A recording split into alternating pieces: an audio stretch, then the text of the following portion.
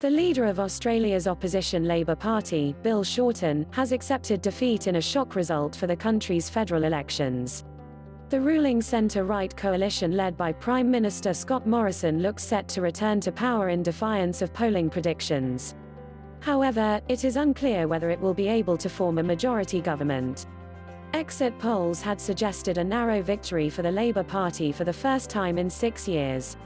The final result of the election may not be known for some hours, but with almost 70% of votes counted, the Liberal coalition has won or is ahead in 74 seats in its quest for a 76-seat majority, with Labour on just 65 seats. Australia has mandatory voting and a record 16.4 million voters enrolled for the election, which returns a new House of Representatives and just over half of the seats in the Senate.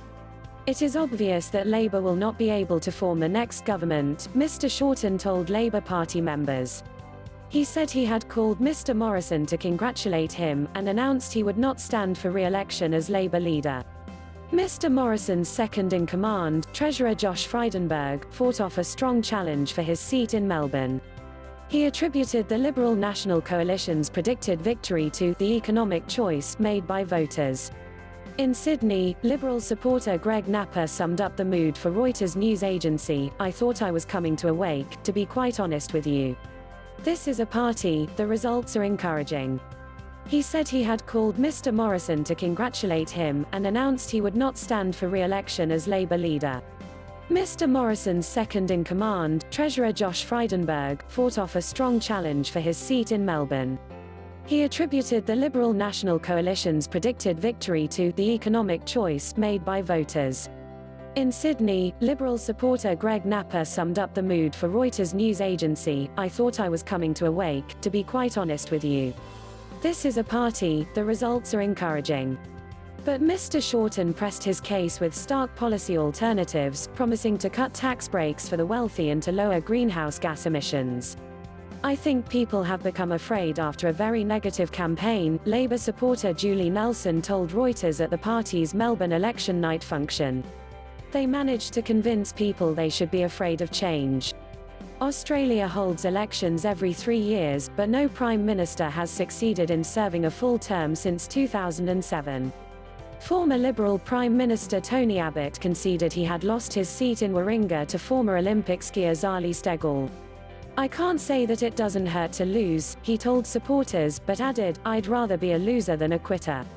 Surveys showed that the economy, cost of living, environment and health were central concerns for voters.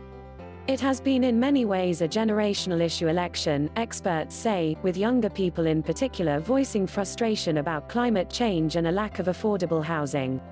Others have argued that older Australians would be most affected by tax reform proposals that have dominated much of the campaign. The vote follows fierce debates about the rolling leadership turmoil, formal recognition of Indigenous Australians, and the treatment of female MPs in Parliament. As the Liberal National Government seeks its third term, Mr. Morrison says he has healed bitter internal divisions that brought down Mr. Turnbull. He has campaigned primarily on economic issues, often doing so alone while painting the election as a choice between himself and Mr. Shorten.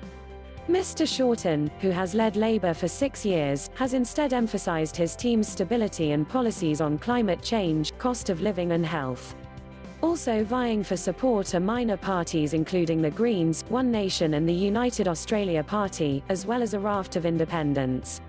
Australian elections always take place on Saturdays. This time about 7,000 polling stations were set up across the nation, the Australian Electoral Commission (AEC) said. But people could vote early at pre-polling stations, and a record number, more than 4 million people, elected to do so in 2019.